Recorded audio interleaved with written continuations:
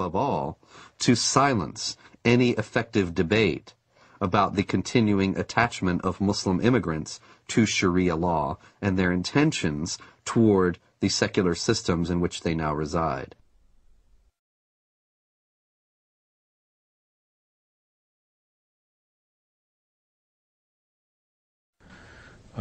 Is that this is not a clash against Islam or Arabs. This is about freedom, not culture. It's about working with Islamic governments who want to move forward into the modern world, working with Islamic governments who see their face as the face of peace, and working against the violence and the terror and the people that seek to hold back the world and would seek to disrupt peace and freedom for others. And so that is what it's about for us. The true faith of Islam, we believe, is a religion of peace, and we intend to work with them in that regard. The true faith of Islam, we believe, is a religion of peace. Islam has to be known as more than a religion. The idea that Islam is a spiritual religion like, for instance, Christianity, is completely incorrect. It would be incorrect to describe Islam as primarily, let alone solely, a religion.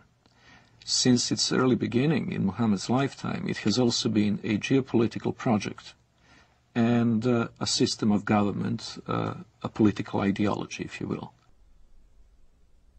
Islam from its beginnings was both a religion and a system of government. For example, the Islamic calendar doesn't base year one from the time that Muhammad was born or the time that Muhammad received his first revelation from God, which I think are both what Westerners might expect, but from the time that Muhammad became the leader of an army and the head of state in Medina. This is the beginning of the Islamic calendar because in the Islamic understanding, Islam is a political and social system as well as an individual faith. In Islam, the separation between temporal, secular, and religious power is not only impossible, it is heretical. Only in the complete blending of all aspects of human activity and all aspects of political and legal functions of the state can we have the caliphate, the properly organized state that is pleasing to Allah.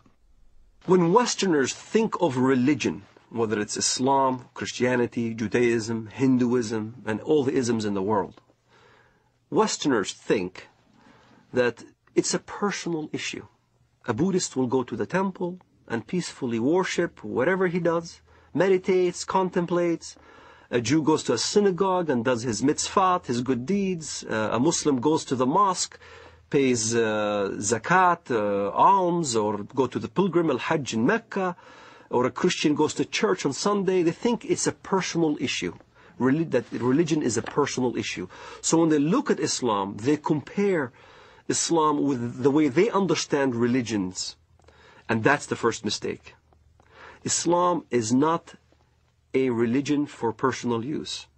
Islam is Sharia law. Islam is a form of government to the world first, then to a personal application. It is not just how you pray or whether you pray towards Mecca. It's how you dress. You dress in Arab culture. You speak Arabic. You can't go to heaven unless you pray in Arabic. You can't read the Quran in English and expect to get good deeds to go to heaven. You read the Quran in Arabic. It becomes an imperialistic system that everybody now must speak Arabic, think Arabic, practice the religion in Arabic.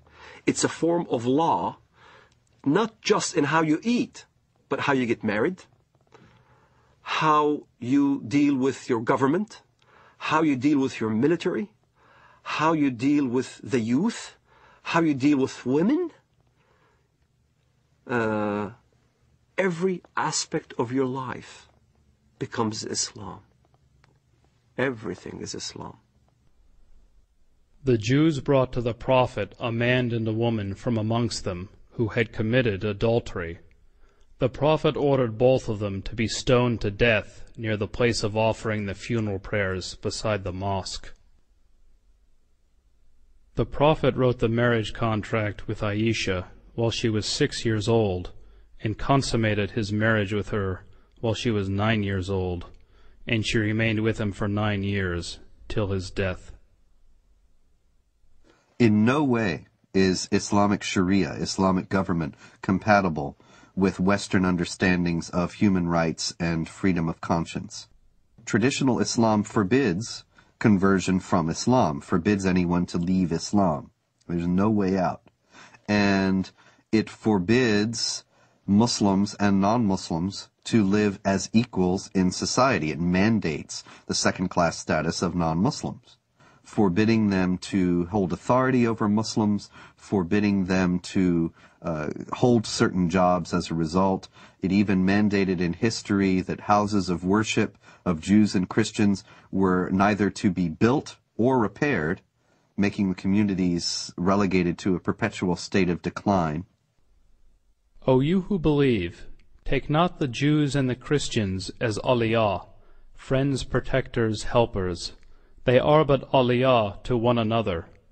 And if any amongst you takes them as awliya, then surely he is one of them.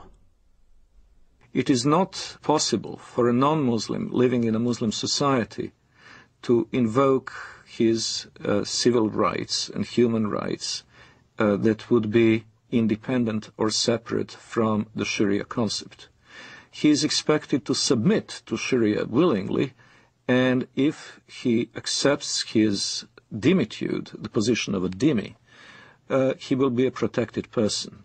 A protected person is someone who is in fact a willing subordinate to the Muslim overlords. We saluted the Prophet as he stood praying, and he came out to us, and we told him that we had killed God's enemy. He spat upon our comrades' wounds, and both he and we returned to our families. Our attack upon God's enemy cast terror among the Jews, and there was no Jew in Medina who did not fear for his life.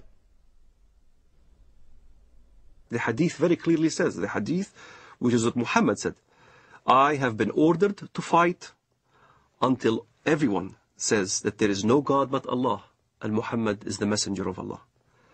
So this is how Islam spread to North Africa. This is how Islam spread all the way to Indonesia.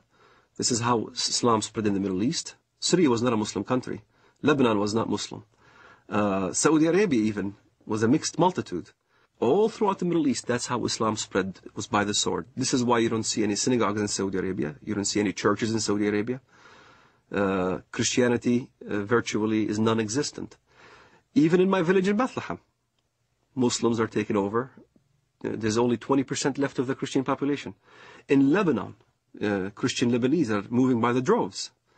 Hezbollah there is very active. Lebanon used to be a Christian nation. Now, all of a sudden, it's being Islamized. So, Islam is moving.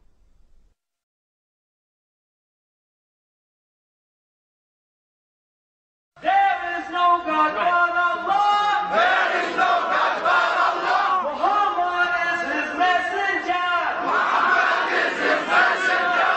La ilaha illallah. La ilaha illallah. Jihad fi sabilillah. Jihad fi sabilillah.